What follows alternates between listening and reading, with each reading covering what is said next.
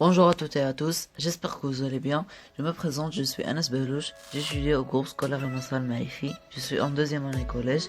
Aujourd'hui, je vais vous expliquer la leçon de la construction géométrique de l'image d'un objet par une lentille convergente. Alors j'espère que la vidéo vous plaira et je vous souhaite un bon visionnage. D'abord, il faut savoir les rayons et les points particuliers. Premièrement, rayon parallèle à l'axe optique. Tout rayon parallèle à l'axe optique émerge en passant par le foyer image F'. Deuxièmement, le rayon passant par le centre optique. Tout rayon passant par le centre optique n'est pas dévié, il passe sans déviation. Troisièmement, le rayon passant par le foyer principal objet. Tout rayon passant par le foyer objet émerge parallèlement à l'axe optique.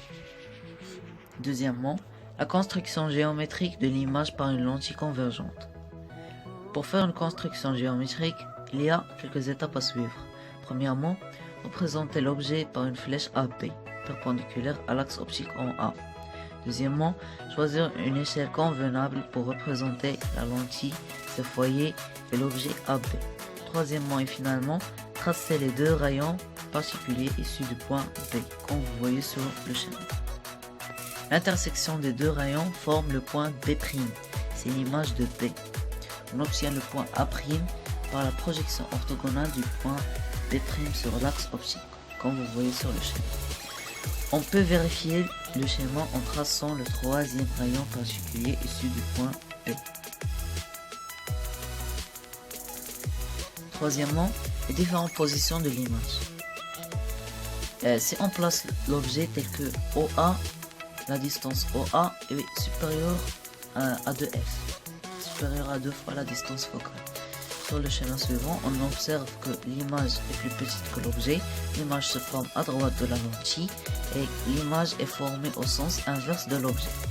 En ce cas, on dit que l'image A'P' est plus petite que l'objet AB et le réel est renversé par rapport à AB. Si on place l'objet tel que OA égale à 2 fois la distance focale, comme sur le schéma suivant, on dit que l'image A'P' égale à l'objet AB. Ça veut dire qu'ils sont de même grandeur. Et OA égale à OA'. Et toujours l'image est réelle et se forme renversée sur l'écran. Si on place l'objet tel que OA inférieur à 2F, comme sur le schéma suivant, on dit que l'image est plus grande que l'objet et le réel est de forme renversée par rapport à l'objet. Maintenant, si OA égale à F, OA égale à la distance focale, comme sur le schéma suivant. A et F sont des points confondus. Dans ce cas, on dit que l'image se forme à l'infini, endroit inaccessible. Ça veut dire qu'il n'y a pas d'image, puisque les deux rayons issus de P sont parallèles.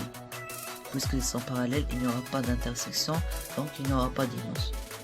Maintenant, si OA est inférieur à F, comme sur le schéma suivant, on a tracé les deux rayons particuliers issus de P, mais il n'y a pas d'intersection. Donc on va continuer avec des pointillés jusqu'à ce qu'on aura une image de AB.